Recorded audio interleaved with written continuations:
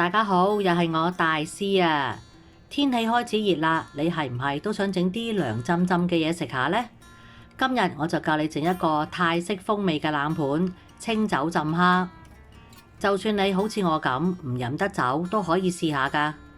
我自己咧就好鍾意個汁啦，用嚟浸其他嘅海鮮咧都一樣咁好味。睇片之前記得要訂閱，仲要撳埋旁邊個鐘仔，咁樣你先唔會錯過我最新嘅資訊㗎。首先咧睇下有啲咩材料先。材料咧有半斤嘅新鮮蝦、半茶匙嘅鹽、250毫升嘅清酒、500毫升嘅清雞湯、2隻大嘅紅辣椒、5至6塊嘅檸檬葉、3支香茅、3個芫茜頭、1個青檸、2粒蒜頭同1嚿南薑。另外仲要準備定一大盤冰水。材料咧就係咁多，而家可以開始整啦。首先咧將香茅切成一段段，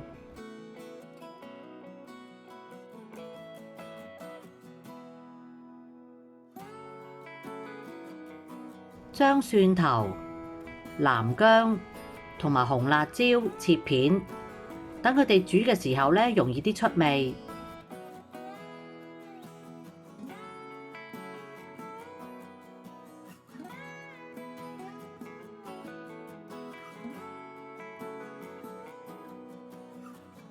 將檸檬葉中間條框咧搣走佢，跟住要捽爛啲葉。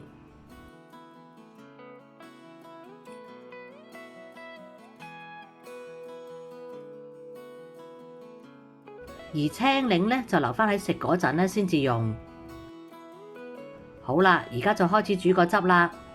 煲滾啲清雞湯、香料同埋鹽。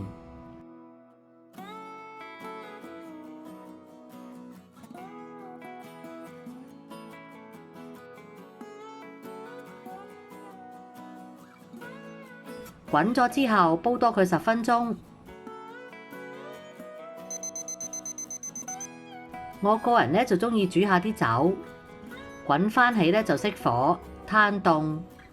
如果你鍾意飲酒嘅話咧，可以等個汁攤凍咗之後咧先至落。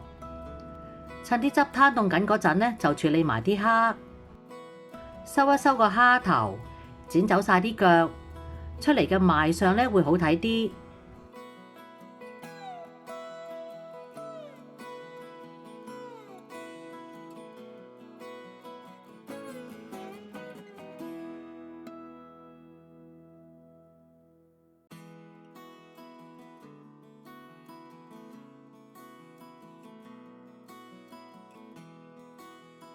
等水大滾，就放啲蝦落去。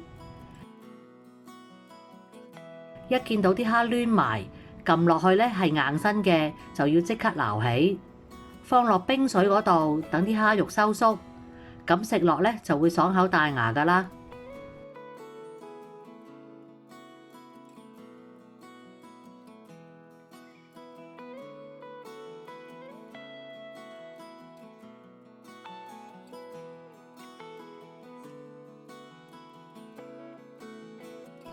將啲蝦放入攤凍咗嘅汁裏邊，放雪櫃浸佢1日。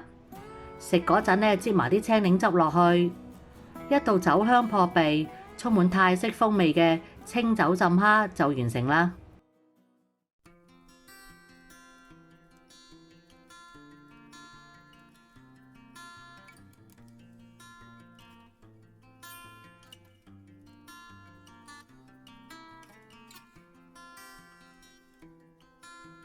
如果鍾意我嘅影片，就記得俾個 like 同埋訂閱我嘅頻道啦。你亦都可以撳埋旁邊嘅鐘仔，就會收到我嘅最新影片通知。如果有問題想問嘅話，歡迎喺下面留個 comment，我會盡快覆你哋㗎啦。下次再見啦，拜拜。